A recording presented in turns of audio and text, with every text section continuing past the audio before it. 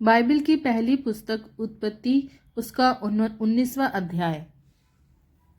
सांझ को वे दो दूत सदोम के पास आए और लूत सदोम के फाटक के पास बैठा था। उनको देखकर वह उससे भेंट करने के लिए उठा और मुंह के बल झुककर दंडवत कर कहा, हे मेरे प्रभुओं, अपने दास के घर में पधारिए और रात भर विश्राम कीजिए और अपने पांव धोइए, फिर भोर को उठकर अपने मार्ग पर जाइए।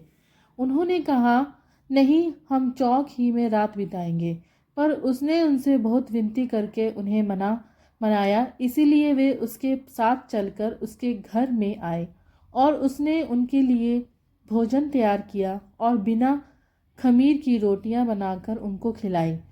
उनके सो जाने से पहले सदोम नगर के पुरुषों ने जवानों से लेकर बूढ़ों तक वरन चारों ओर के सब लोगों ने आकर उस घर को घेर लिया और लूत को पुकार कर कहने लगे, जो पुरुष आज रात को तेरे पास आए हैं वे कहाँ हैं? उनको हमारे पास बाहर ले आ कि हम उनसे भोग करें। तब लूत उनके पास द्वार के बाहर गया और किवाड़ को अपने पीछे बंद करके कहा, हे मेरे भाइयों, ऐसी बुराई ना करो। सुनो, मेरी दो बेटियां हैं जिन्होंने अब तक पुरुष का मुंह नहीं देखा। अच्छा हो तो मैं उन्हें तुम्हारे पास बाहर ले आऊं और तुमको जैसा अच्छा लगे वैसा व्यवहार उनसे करो, पर इन पुरुषों से कुछ ना करो, क्योंकि ये मेरी छत के तले आए हैं। उन्होंने कहा, हट जा। फिर वे कहने लगे, तू एक परदेसी होकर यहाँ रहने के लिए आया, पर अब न्याय भी बन बैठा है, इसीलिए अब हम उनसे भी अधिक तेरे साथ बुराई करेंगे। और वे उस पुरुष लूत को बहुत दबाने लगे और किवाड़ तोड़ने के लिए निकट आए। तब उन अतिथियों ने हाथ बढ़ाकर लूत को अपने पास घर में खींच लिया और किवाड़ को बंद कर दिया। और उन्होंने क्या छोटे या बड़े सब पुरुषों को जो घर के द्वार पर थे अंधा कर दिया। अंत में वे द्वार को टटोलते टटोलते थक गए। फिर उन अतिथियों ने लूत से पूछा, यहाँ तेरी ओर कौन कौन है? दामाद, बेटे बेटियां और नगर में तेरा जो कोई हो, उन सबों को लेकर इस स्थान से निकल जा, क्योंकि हम यह स्थान नष्ट करने पर हैं, इसीलिए कि इनकी चिल्लाहट यहोवा के सम्मुख बढ़ गई है और यहोवा ने हमें इसका सत्यानाश करने के लिए भेजा है। तब लूत ने निकलकर अपने दामादों को, जिनके साथ उसकी बेटियों की सगाई हो गई थी, समझा के कहा, उठो, इस स्थान से निकल चलो, क्योंकि यहोवा इस नगर को नष्ट करने पर है। पर वे अपने दामादों की दृष्टि में ठट्ठा करने वाला जान पड़ा। जब पौ फटने लगी, तब दूतों ने लूत से जल्दी करने को कहा और बोले, उठ, अपनी पत्नी और दोनों बेटियों को जो यहाँ हैं ले जा, नहीं तो तू भी इस नगर के अधर्म में भस्म हो जाएगा। पर वह विलम्ब करता रहा। इस पर उन पुरुषों ने उसका और उसकी पत्नी और दोनों बेटियों के हाथ पकड़े, क्योंकि यहोवा की दया उस पर थी, और उनको निकाल कर नगर के बाहर कर दिया। और ऐसा हुआ कि जब उन्होंने उनको बाहर निकाला, तब कहा, अपना प्राण लेकर भाग जा, पीछे की ओर ना ताकना और तराई भर में ना ठहरना, उस पहाड़ पर भाग जाना, नहीं तो तू भी भस्म हो जाएगा। लूत ने उनसे कहा, हे प्रभु, ऐसा ना कर। देख, तेरे दास पर तेरी अनुग्रह की दृष्टि हुई है और तू ने इसमें बड़ी कृपा दिखाई कि मेरे प्राण को बचाया है। पर मैं पहाड़ पर भाग नहीं सकता, कहीं ऐसा ना हो कि कोई विपत्ति मुझ पर आ पड़े और मैं मर जाऊं। देख, वह नगर ऐसा निकट है कि मैं वहां भाग सकता हूं, और वहां छोटा भी है, मुझे वहीं भाग जाने दे।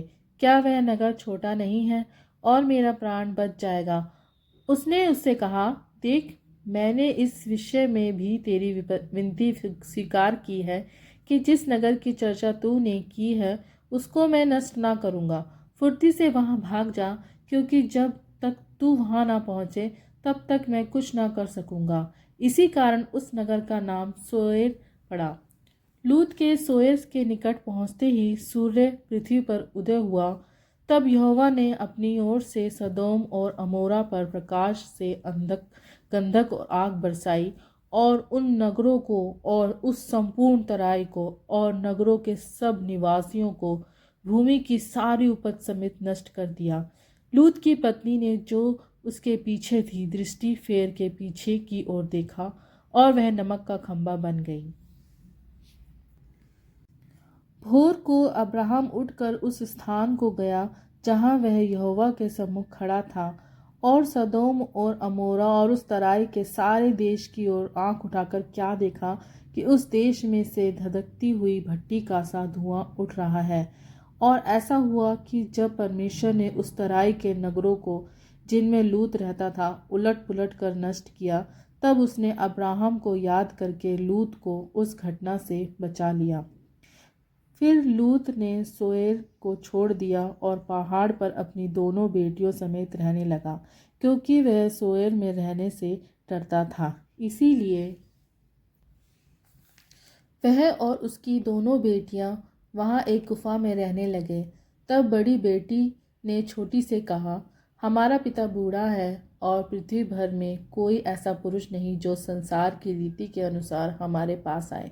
इसीलिए हम अपने पिता को दाखमधु पिलाकर उसके साथ सोए, जिससे कि हम अपने पिता के वंश को बचाए रखें। अतः उन्होंने उसी दिन रात के समय अपने पिता को दाखमधु पिलाया। तब बड़ी बेटी जाकर अपने पिता के पास लेट गई। उसने ना जाना कि वह कब लेटी और कब उठ गई। और ऐसा हुआ कि दूसरे दिन बड़ी ने छोटी से कहा, देख कल रात को मैं अपने पिता के साथ सोई, इसीलिए आज भी रात को हम उसको दाखमधु पिलाए, तब तू जाकर उसके साथ सोना कि हम अपने पिता के द्वारा वंश उत्पन्न करें। अतः उन्होंने उस दिन भी रात के समय अपने पिता को दाखमधु पिलाया और छोटी बेटी पाकर उसके पास लेट गई, पर उसको उसके भी सोने और उठने का समय का ज्ञान न था। इस प्रकार से लूत की दोनों बेटियां अपने पिता से गर्भवती हुईं। बड़ी एक पुत्र जनी और उसका नाम मोआब रखा। वह मोआब नामक जाति का जो आज तक है मूल पिता हुआ। और छोटी भी एक पुत्र जनी और उसका नाम बेन्नमी रखा। वह अमोन वंशियों का जो आज तक है मूल पिता है। परमेश्वर अपने वचन के पढ़े जाने और सुने जाने पर आशीष दे। आमीन।